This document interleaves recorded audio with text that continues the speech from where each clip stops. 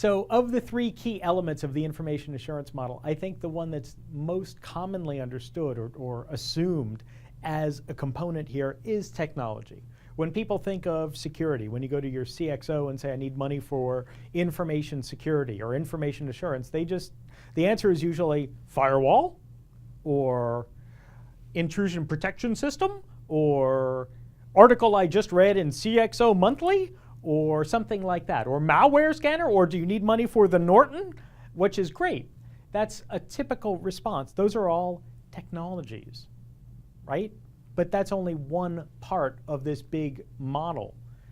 The information assurance model, the technology component, again, is fairly well understood, but I like to ask questions that are slightly different about the technology. Not just about do you have the right routers or switches in place, or do you have the right intrusion detection systems in place, do you have the right malware scanners in place, but it's more, does the organization as a whole have a belief that any computer security problem is technology based? If there's an attack, it must be a bad intrusion detection system. Or if there's a virus, it must be our malware scanner stinks, or the malware scanner administrator must have not been doing their job, so let's fire that person. You know, just blaming this kind of technology stuff over and over and over again. And that's really not good. If there's an information assurance failure, a security failure in an organization, it's not always about technology. It's not always about the wrong port was open or the wrong kind of firewall was in place.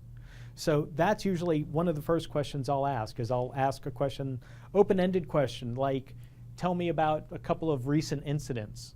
Just don't tell me about what caused them or what the resolution was. Just tell me about the incident. What happened? Oh, well, we got hacked. Okay, cool. What do you mean you got hacked? Well, we got this break-in from, we couldn't find where it was coming from, and this person got in and used a password and downloaded a bunch of our documents or something. Oh, okay, cool. So what kind of data do you have? What kind of research did you do on what the root cause was? Oh, we have a crappy old firewall. Really? Because that doesn't sound like those things match. Well, yeah, we haven't replaced that firewall in like 7 years, so we spent the money, we replaced the firewall, that problem will never happen again.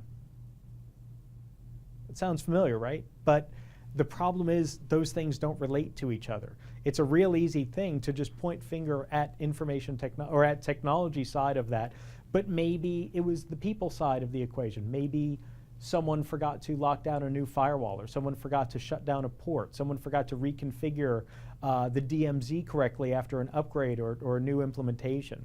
Maybe it was a process, maybe some new technology was implemented or a firmware upgrade was rolled out without following the correct process of applying the correct settings or patches in the right way. Or maybe the firewall was left unconfigured for a short amount of time during an upgrade. That's no fault of the technology. Replacing with the coolest, newest technology, it will do absolutely nothing to protect future incidents other than make you feel better that you spent money on that cool new thing. Waste. Does technology implement security processes? So you understand what the processes are. You've defined what kind of information technology or information assurance processes you have. The technology is useless without some kind of process to define what it does. You can say, well, I want to block this port or block that port, but if you don't know which port based on the processes you've established, that piece of hardware is completely useless. Or worse than useless, it will block the wrong things. And in the name of protecting or providing security, it will actually destroy usability or functionality. And then hopefully, most technology in modern IT tries to simplify experiences, tries to make life easier for both IT professionals, for security admins, and also for end users and executives. Most technology really, really, really tries hard to simplify things. And that's a good thing, I think. The easier, the more straightforward and basic a security solution can be on the technology side, the better.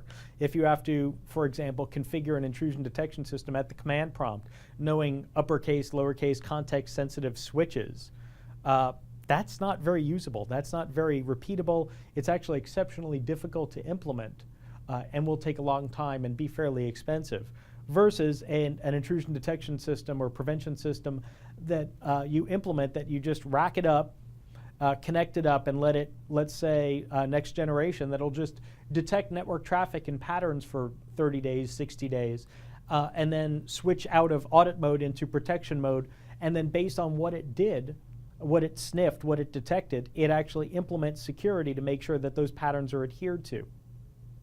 That's a lot easier. That's a lot simpler, a lot less time and a lot less opportunity for people to mess up. So the simpler the better with technology.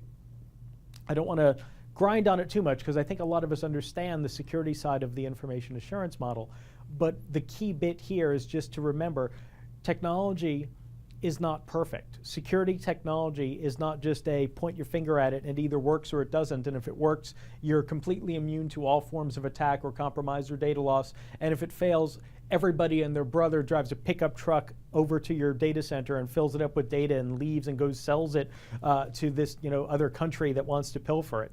That's not the way it is, but that's the way most people treat it.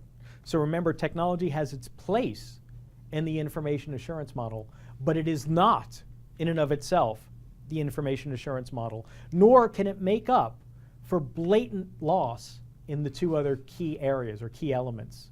And I'll show you that in just a sec.